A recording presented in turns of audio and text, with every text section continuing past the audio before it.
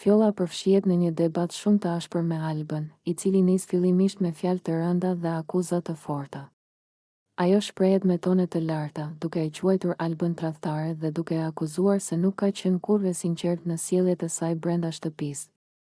Sipas fjollës, Alba ka luajtur role të ndryshme, ka ndryshuar qëndrime sipas interesit dhe ka shkënjyer njerëzit që i kanë besuar. Debati përshkallëzohet shumë shpejt dhe atmosfera në shtëpi bëhet e rëndë. Fjolla duket e mbushur me zemërim dhe flet pa u ndalur, duke nxjerrë gjithë inatin që ka grumbulluar prej kohësh. Ajo e akuzon Albën se ka tradhtuar miqësi, se ka thënë gjëra pas shpine dhe se ka përdorur njerëzit për lojën e saj personale. Fjalët e saj janë të ashpra dhe plot tension, duke e tronditur edhe banorët e tjerë që janë përreth. Alba përpiqet të reagojë, por situata del jashtë kontrollit. Fjolla, e acaruar në maksimum, i afrohet Albës me nerva të dukshme dhe bën një lëvizje sikur do ta godasë.